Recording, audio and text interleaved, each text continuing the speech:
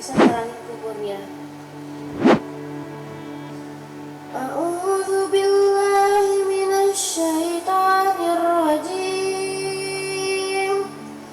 Bismillahirrahmanirrahim. Tabarakalladzi biyadihil mulku wa huwa ala kulli syai'in qadir. Alladzi khalaqal mauta wal hayata liyabluwakum ayyukum ahsanu amala. سيدتنا خديجة الكبرى وعائشة الرضا وغيرهما من أزواج النبي صلى الله عليه وسلم ثم إلى أرواح أولاد النبي صلى الله عليه وسلم خصوصا وأصولهما وفروعهما وثم إلى رؤوس الشباب أهل الجنة في الجنة سيدنا الإمام حسن وسيدنا الإمام حسين رضي الله عنه أرواح أهل الزنبال وأصولهم اللهم اغفر لهم وارحمهم يا الله برحمتك يا أرحم الراحمين يا أرحم الراحمين يا أرحم الراحمين خصوصا إلى روح ولو نشاء لطمسنا على أعينهم فاستبقوا الصراط فأنى يبصرون ولو نشاء لمسخناهم على مكانتهم فما استطاعوا مضيا ولا يرجعون ومن نعمرهم نكسه في الخلق أفلا. Aku sebutin untuk datang ke makam terus kirim doa terus, Yasin gak putus-putus buat mama. Ini bukannya ria diomongin ya, karena kan guru-guru juga mengajarkan ketika orang tua meninggal bukan berarti kita putus untuk berbakti kepadanya gitu kan. Kita bisa kirimkan doa, kita bisa yasinin, dan kita bisa sedekahin juga atas nama mama gitu. Tapi yang pasti yang gak bisa aku lupa adalah segala hal yang aku lihat setiap sudut rumah, setiap apapun yang aku lakuin. Kalau aku lagi buka handphone atau terutama buka grup keluarga, itu teringat tentang mama banget gitu. Itu yang gak pernah lupa gitu. Mungkin mama belum masuk ke mimpi aku, tapi mama selalu ada di hati dan di pikiran aku gitu, setiap saat, setiap waktunya. Kayak biasanya kalau di grup keluarga itu kan selalu mama yang kirim video lah, video gambar lucu lah, video lucu, video politik lah, video ceramah agama lah. Terus nanti suka nggak ada yang komen, aku tuh yang suka love-lovein supaya paling gak mama dapat respon dari aku gitu kan, supaya mama senang. Tapi aku kehilangan itu semua sekarang gitu. Apalagi kalau subuh-subuh kalau mama lagi nginep di rumah tuh mama suka dengerin ceramah tapi suara gede banget karena kan Suaranya paling iya, besar. suaranya besar banget, bisa sampai ke lantai 2 karena mama kan memang pendengarannya juga memang lagi agak kurang. Terus mama juga suka ngedengerin suaranya besar. Jadi momen-momen itu yang sampai sekarang tuh masih ada di pikiran aku. Makanya dari kemarin aku diundang semua teman-teman media atau TV. Aku bilang aku yang paling belum bisa karena kayak aku tuh yang paling kena banget di sini gitu. Selain satu sakit aku sama dokter, aku nggak boleh terlalu banyak mikir atau nggak boleh terlalu overthinking. Di satu sisi nggak mungkin aku tidak memikirkan ibu aku yang lagi meninggal, yang sudah meninggal gitu. Pengobatan masih jalan terus dihadapkan pada kenyataan sekarang mama sudah meninggal. Jadi kayak aku tuh campur aduk semuanya. Jadi perasaan, mental, hati, semua perasaan jadi satu. Itu yang bikin aku kayak berat banget. Aku jadi introvert banget. Di rumah aku kayak, istri aku paling ngerti deh, virus paling ngerti. Kalau misalkan aku udah mulai sensitif atau aku udah mulai diam, dia ngerti. Dia karena dia cukup bilang sama aku,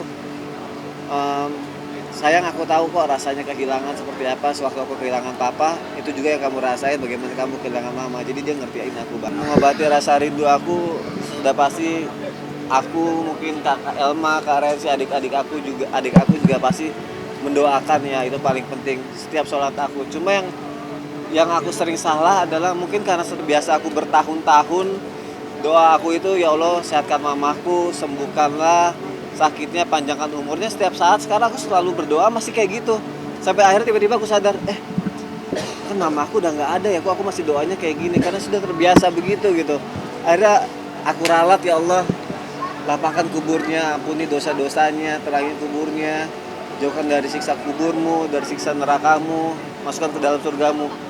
Setiap saat aku pasti selalu salah berdoa. Selalu setiap aku doain secara nggak langsung karena keluar sendiri gitu, karena sudah mendarah daging dan sudah terbiasa mengucapkan sehatkan mamaku, sembuhkan mamaku, panjangkan umurnya. Selalu itu yang aku keluar dari mulut aku. Jadi aku cara ngobatinnya pasti selalu kayak gitu, doain. Dan nulis sesuatu tentang mama aja, kenangan-kenangan tentang mama aku tulis di notes, kadang aku posting di Instagram aku, ngedit video tentang mama nanti aku posting. Kalau kata guru aku nggak apa-apa, itu cara kita meluapkan rasa rindu kita gitu. Siapa tahu itu bisa menjadi doa, bisa menjadi sebuah karya juga. Itu yang paling penting sih, karena nggak mungkin bisa dilupain, tapi harus bisa dikenang gitu. Dinangisin nggak apa-apa, tapi nggak boleh sampai kita meronta-ronta lewat mulut kita, atau menghujat-hujat lewat mulut kita, atau mempertanyakan kenapa gitu. Tapi kalau air mata nggak apa-apa. Makanya Ustadz Maulana bilang air mata halal, mulut haram ketika kita berduka. Aku belum makan aja, dia nyuapin. Dia bilang kayak emang lagi nggak bisa makan terus nih, kata dia gitu. Makanya dipaksain makan. Terus tadi pas disuapin, gede banget sih, udah habisin langsung.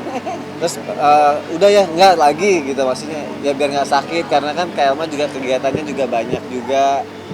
Kita di sini semua lagi berduka juga. Kalau misalnya kita nggak saling jaga, kita juga nggak mau nanti akhirnya kita kehilangan lagi satu sama lainnya gitu. Kayak Elma karen sih juga ngingetin Sony, kuat ya, pikirannya kuat ya, selalu ngingetin obatnya jangan lupa diminum ya. Jadi kita saling menguatkan gitu, karena seperti pesan mama juga, keluarga harus akur, keluarga harus saling menguatkan, harus saling mengingatkan. Ya itulah yang bisa kita lakuin, itulah cara kita berbakti terus kepada mama gitu, dengan mengingat pesannya dan menjalankan apa yang mama mau. Itu yang tadi aku bilang, aku paling nggak kuat gitu. Setiap yasin, setiap doa pasti nangis. Sampai tadi aku bilang sama guru ngaji aku masih nangis kalau inget mama gimana. Gak apa-apa, kita cuma manusia. Kan Allah yang nyiptain hati dan perasaan buat kita. Jadi kita juga untuk meluangkan itu juga gak apa-apa gitu. Yang penting jangan sampai kita merintih, jangan sampai kita menghujat, jangan sampai kita mempertanyakan kenapa ini semua terjadi gitu. Jadi sambil aku terus minum obat, sambil adanya kejadian ini juga ya, semua berjalan beriringan lah. Untungnya support keluarga satu sama lain ada. Jadi ya saling sayang, saling jaga semuanya. Mama sosok terbaik, Ya. baik, sayang sama semua teman-temannya, apalagi anak-anaknya pasti nomor satu. Mama cuma mengingatkan pesan terakhir, kakak beradik saling bantu, gak boleh ribut. Terus ya sempat juga sih teman-teman akrabnya mama jangan sampai dilupakan, organisasinya mama jangan sampai terputus, harus tetap bersambung. Karena dia minta mohon, dia membangun organisasinya itu 15 tahun, jadi jangan sampai putus di tengah jalan. Jadi kemarin juga aku udah ngomong sama Elma, kita collab nih antara kumpulan Elma dan mama. Jadi nanti kalau kita ada ke penyumbangan ke tempat panti-panti asuhan bisa bareng-bareng. Itu yang mama kepengen gitu. Pokoknya sama sahabat-sahabat mama yang dia udah bangun itu jangan sampai terputus, karena mereka itu susah senangnya sama-sama. Jadi pesannya itu aja mama. Iya. Nyambung silaturahmi terus terjalin. Pertama kalinya aku ngeliat perempuan hebat, perempuan kuat, itu mama aku, dan itu nyata banget. 15 tahun sakit, beberapa tahun terakhir selalu mukul-mukulin tangannya, karena mama ngerasain kesakitan. Kita yang sakit sedikit aja tuh ngerasanya nggak enak banget ya. Aku yang baru sakit 1 bulan di rumah sakit aja rasanya kayak nggak enak banget, nggak kuat. Ini mama bisa bertahun-tahun mama ngalamin ini, dan mama jarang mengeluh. Dan mama bukan tipe orang yang pengen nyusahin anak-anaknya. Jadi aku ngeliat mama tuh luar biasa banget, kuat banget. Vonis 2 tahun mama bisa ngelewatin itu karena mama semangat gitu. Makanya aku selalu bilang, ayo mam, semangat, sembuh ya. Nanti kita karaokean lagi, karena mama suka banget karaoke. Mama kalau udah diajak karaoke, kalau seneng, sakitnya hilang katanya kalau udah ngumpul sama temennya. kalau udah diajak ngumpul udah lupa sakitnya gitu. Iya, dia kalau udah ngumpul Mentalnya mama sama anak-anaknya jauh. Iya. Mentalnya mama lebih kuat dibandingkan kita. Iya. Jadi kalau mama itu mungkin aku inget banget dulu waktu umroh, kita nggak nyampe ke gua Hiro, dia sendiri udah tiba-tiba di atas. Semangatnya luar biasa. Terus paling nggak pernah lupa suruh ngingetin kita tuh sholat. Ya. Terus dia selalu memposting di grup itu tentang bagaimana bakti anak kepada orang tua itu selalu. Padahal sebenarnya mungkin kita udah paham ya. Cuma mama itu nggak pernah bosan-bosan untuk Ingat-ingetin. bagaimana cara berbakti kepada orang tua. Seumur segini aja masih diingetin sholat. Iya. Sholat jangan lupa. Yang paling sedih itu sebenarnya waktu yang pas aku lagi sakit, terus mama yang bisikin, Sony jangan sakit, biar mama aja yang sakit. Iya. Sebenarnya nggak pernah rela. Sampai gitu. Oni bilang, aduh Kak Cici, Oni kok sakit begini kok. Udah sampai Oni bilang, mama aja bisa kuat sakit kayak gitu, berarti Oni harus kuat ya, sampai kayak gitu. Oni juga bilang gitu. Hebat ya mama ya, Oni yang sakit begini aja udah kayak gimana rasanya. Kok mama bisa sekuat itu ya, gitu. Jadi Oni jadi kayak, mama hebat ya gitu loh. Itulah mama sakitnya, sampai saya bilang sakitnya kayak apa mah, saya sampai bilang mah sakitnya seperti apa sih mah, aduh Rensi sakitnya tuh kayak digigit anjing, ada sakit banget, tapi ya hebat mama bisa kuat begitu. Makanya kalau di saat mama merintih sakit gitu cuman dia sendiri aja, ya Allah, sampai saya bingung, hebat mama, wanita yang hebat, kalau yang lain belum tentu kuat. Ya itulah ya kenapa aku bilang ketika orang tua kita meninggal bukan berarti kita bisa berhenti untuk berbakti kepada mereka gitu kan. Orang tua kita seperti tadi juga Ustadz juga bilang, dia bisa berhenti disiksa mungkin di neraka, di dalam kuburnya, atau dia bisa mendapatkan jalur khusus tanpa harus rebutan di alam kuburnya karena doa-doa anak-anaknya gitu. Makanya ketika kita sebagai anak mendoakan, cucu-cucu juga mendoakan, itu akan jadi makanan buat mama di sana gitu. Akan menjadi buat keringanan mama di sana gitu. Pahala buat mama, dijauhkan dari siksa kuburnya, kan itu yang dibutuhin orang tua gitu. Makanya kenapa mama selalu ngingetin anak-anaknya sholat ya, ibadah ya, ngaji ya, apa ya segala macam ya. Dan sebenarnya juga itu buat kita juga nanti, yang menyelamatkan kita nanti gitu. Jadi aku bangga juga ketika Fas sendiri tadi sampai nangis dia ngaji. Kalau dia tidak merasakan, dia tidak akan mungkin nangis gitu, karena dia merasakan gitu. Dia cukup dekat juga dengan omanya. Karena dari 4 tahun, usia pas 4 tahun dia udah main sama omanya.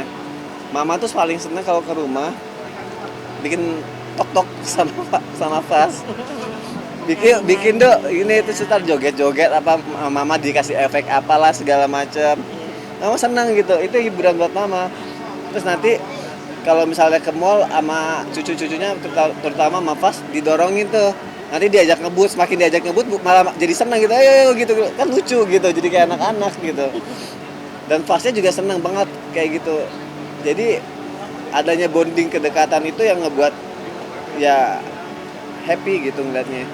Ya sebisa mungkin, nggak tahu ya, karena ngerasa sebenarnya dalam hati sudah ikhlas, tapi ngerasa belum siap untuk kehilangan gitu.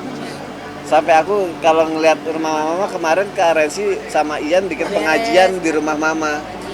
Aku bilang, Oni nggak datang dulu ya, Oni belum siap, belum kuat gitu. Karena setiap yang aku lakuin kalau abis pulang syuting subuh, pasti mampir ke sana ngeliat mama yang lagi ya sarapan, lagi nepok-nepokin tangannya karena sakit.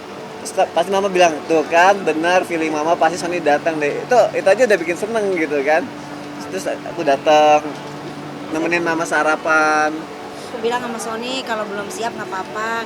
Malam Jumat kemarin saya sama Adi bikin pengajian kecil untuk daerah lingkungan rumah mama, kan belum ngajiin semenjak meninggal. Ya udah, alhamdulillah beberapa teman yang datang ke situ doain rumah mama biar seneng ya, karena kan rumah beliau gitu. Jadi ya kayak ada hawanya, dia ada di situ gitu loh. Kayak mama tuh kayak rasanya kayak di situ, kok anginnya beda ya waktu saya kayak ada di situ gitu. Gimana sih katanya orang ya, ibaratnya 40 hari orang bilang lah begitu kan ya. Kayak ada ya gimana ya Son, kayak dia tuh di situ gitu hawanya waktu Kak Cici ngajiin di situ. Makanya dia ya bilang dia belum Allah sempat. gitu. Aku bilang sama Sony, kalau nggak kuat jangan dulu sampai benar-benar kuat. Karena waktu Kak Cici kemarin buka pintu pertama kali ke situ juga terus kayak ya Allah, ini kayak ada yang ngeliatin rasanya gitu. Cuman ya udah kita beberes, beberesin kamar mama, rapi-rapiin. Kayaknya terang gitu, rumahnya bersih, seneng deh alhamdulillah. Jadi aku tuh punya kucing aku tuh nggak pernah dia garuk pintu kamar aku selama bertahun-tahun tinggal di rumah gitu kan. hari pas Oni pulang dari rumah sakit hari Sabtu, dia sampai pagi ngapain sini gitu, guru sampai subuh tahajud guru cuma Mochi jangan ya, Mochi jangan, kenapa? Aku mikir kenapa gitu. Terus sampai sholat subuh dia masih guru. Nggak taunya pas habis sholat subuh dapat telepon, tek, baru ngeliat telepon aja tuh Oni langsung nangis karena Oni mikir kan selama mama sakit setiap dapat telepon dari keluarga tuh selalu deg-degan ya. Iya, takut ada Apalagi apa-apa. ini di waktu subuh gitu. Ini pasti ada apa-apa gitu. Ini ada pertanda. Jadi baru teleponnya belum diangkat aja udah nangis. Aku bilang sama Virus, saya tolong angkatin. Aku udah nangis tuh. Terus Virus juga udah gak enak perasaannya pas diangkat. Bener. Iya. Dapat kabar mama meninggal. Dan yang lucunya lagi, kucing yang di rumah mama itu 5. Biasanya tuh selalu nemenin mama tidur. Pas dia lihat gak ada mama tuh kayak mukanya lesu semua begini. Kayak orang tiduran aja, kayak orang sakit itu kucing-kucingnya. Mungkin dilihat yang di kamar tuh nggak ada. Kok nggak ada yang biasa saya temenin gitu. Sampai sekarang loh, itu kucing nggak ada ceria-cerianya. Biasanya katanya lari-lari mecahin gucinya Oma mulu Iya, katanya. gucinya. Sampai Oma bilang, ini guci kebanyakan pecah, vas bunga kebanyakan pecah. Tapi sekarang dia diem. Diem semua kucingnya, nggak ada yang lari-larian lagi. Anteng. Kalau wasiat aku ini kita baru mau akan ngobrol nanti ketika suasana udah mulai enak. Karena adik aku yang paling kecil bilang ada pesan-pesan dari mama yang mau disampaikan, tapi nanti tunggu semua keadaannya enak. Kalau yang belum diwujudin apa ya, mama kayaknya alhamdulillah hampir sudah banyak mendapatkan haknya sebagai seorang ibu dari anaknya gitu. Cuma yang kemarin tuh yang belum sih, aku sempat kan mama sakit ya, terus aku bilang ada pengobatan ini aja nih bagus gitu, cuma pengobatannya lumayan mahal gitu. Tapi Oni belum ada duitnya, nanti ya mam ya, kalau ada duitnya nih nabung, nanti Oni bawa kesini ke rumah sakit ini gitu, pengobatan ini gitu, pengobatan yang memang dikhususkan buat orang yang memang sudah parah banget. Katanya sih ya ikhtiarnya bisa membantu lah meregenerasi apa lebih apa segala macam. Cuma belum sempat kesampaian sih itu, karena memang uangnya juga belum terkumpul. Enggak, Gitu. mama juga sebenarnya kalau Oni suruh ini ngadunya ke Kak Elma, ngomongnya gini, Elma bilangin dong sama Sony, gak usah deh ngeluarin duit buat mama, Iya, mama mama udah nggak mau. udah gini aja, katanya gitu, kasihan Sony gitu, mendingan ditabung uangnya. Udah gitu kata mama, Oni suka sering banget nyuruh mama minum ini nih apa stem cell. Mama udah nggak bisa, Elma bilangin dong sama Oni katanya gitu. Sampai kayak gitu. Karena- Oni suka paksa-paksa nih, udah deh mama udah begini udah nggak bisa disembuhin gitu. Ya karena kan namanya anak ya pasti pengen ngasih pengobatan terbaik. Jadi apapun yang menurut aku lihat bagus, walaupun harganya semahal apapun, buat mama pasti ada diada-adain gitu. Makanya pas udah dibeliin sedih banget pas mama nggak bisa minum, enggak gitu. Minum paksa pakai gini-gini. Ngadu ke Kak Elma. Ngadu. Mama tuh kalau sama aku selalu iya aja, kayak Iya. kalau dibawa ke rumah sakit sama kayak sama Karen sih gak pernah mau, pasti marah-marah. Iya, awas ya jangan bawa mama ke rumah sakit ya. Iya. Tapi kalau giliran aku datang, "Mah, ke rumah sakit sekarang." "Ah iya, sekarang kita berangkat." Pasti gitu. Mama nurut apa segala macem. Kayak kehilangan cinta pertama nggak ya? Hah? Kehilangan cinta pertama. Iya. Kayak kehilangan separuh jiwa aku tuh kayak Dari hilang. 50 tahun usaha umur kita kehilangan banget karena setiap hari bersama. Iya. Apalagi aku laki-laki, cinta pertama aku perempuan yang aku cintain ya mama. Begitu mama nggak ada tuh yang bener aku rasanya tuh kayak ya Allah, kayak hampa. Mungkin buat temen-temen yang sudah pernah merasakan pasti bisa merasakan apa yang aku rasain gitu. Bener-bener hilang banget dari diri aku, kayak kosong gitu. Kayak sebenarnya kayak ngerasa aku tuh kayak udah nggak bisa hidup.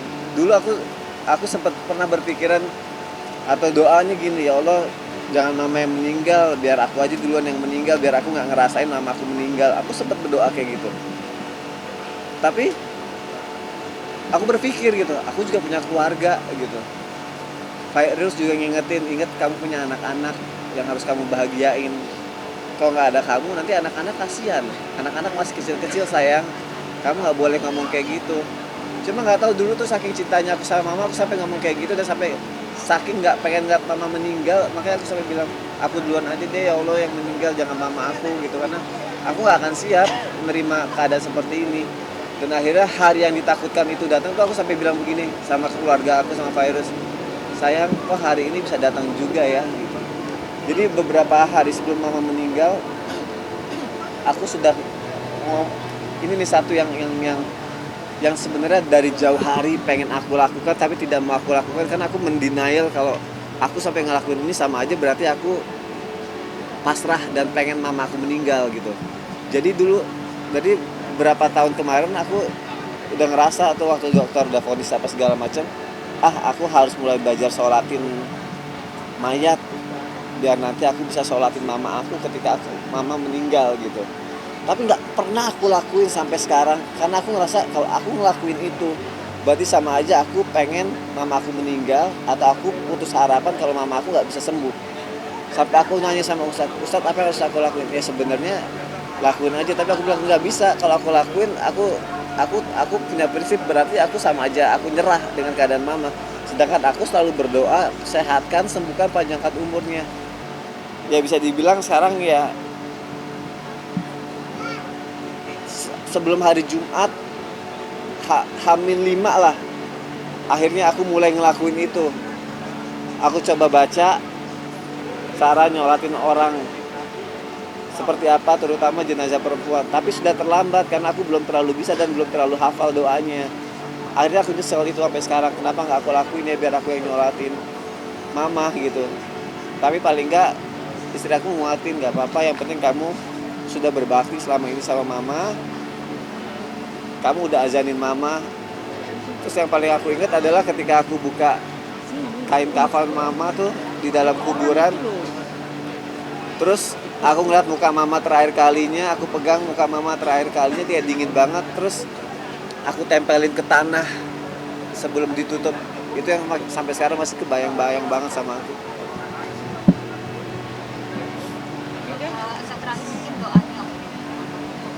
Untuk mama. Semoga juga teman-teman yang ngeliat ini doain juga ya, semoga mama ini dilapangkan kuburnya. Mama diampuni dosa-dosanya. Mama udah sakit lama sekali. Insya Allah mama husnul khotimah. Nanti mama masuk ke surganya Allah. Insya Allah nanti kita ketemu lagi ya mama di sana ya mama ya. Kita akan memantaskan diri kita supaya kita bisa sama-sama masuk ke surganya Allah. Sony bersaksi, anak-anak bersaksi kalau mama orang baik.